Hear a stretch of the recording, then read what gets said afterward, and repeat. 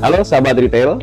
Nah, beberapa tahun belakangan ini sangat-sangat tren tentang konsep toko modern. Toko modern dalam bisnis retail. Sebenarnya seperti apa sih toko modern itu?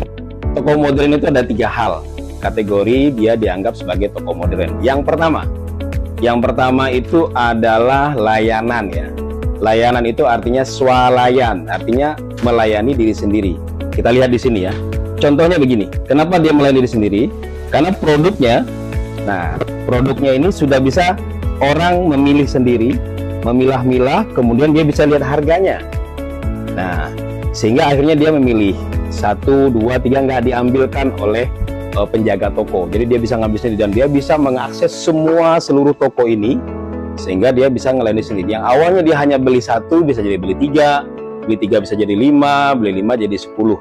Nah, itu yang pertama ya. Konsep yang pertama adalah kategorinya adalah swalayan, melayani diri sendiri. Yang kedua,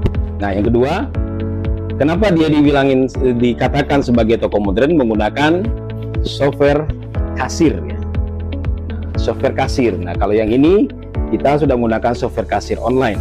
Nah, kenapa dia dianggap sebagai toko modern? Karena software kasir ini sangat besar sekali dan banyak sekali manfaatnya. Yang pertama, persoalan database sehingga kita jadi tahu mana barang yang fast moving, mana barang yang slow moving, mana barang yang dead moving, sehingga kita bisa melakukan perencanaan pembelian barang dengan tepat.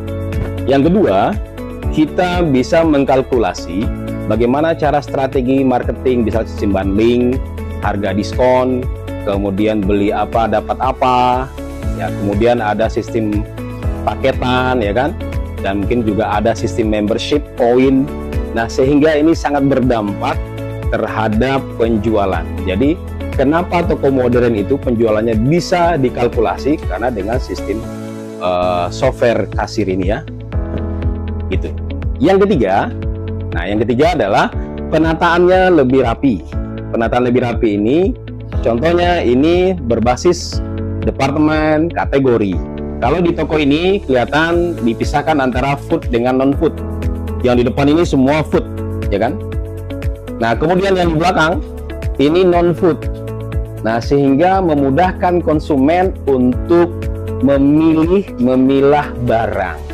Dan sehingga penjaga toko pun tidak bingung kalau ada orang yang belanja, dia hanya sekedar bertanya mana barang di mana dan sebagainya, tidak. Dia tinggal hanya melihat kategori produk, dia udah paham. Misalnya contohnya di sebelah ini minuman, dia udah pasti tahu. Sini semua minuman ya, sebelah kiri ya kan. Nah, kemudian di sebelah sini ada foodnya. Nah, sebelah kanan ini misalnya ada berbasis non-food. Nah, dia udah ngerti nih, non-food di bagian belakang ya. Contohnya kalau ini kosmetik, kenapa kita pajang di depan? Karena memudahkan kasir untuk melihat, mengawasi. Karena harganya mahal. Nah, kalau hilang 1 atau hilang 2 itu sangat berbahaya. Gitu.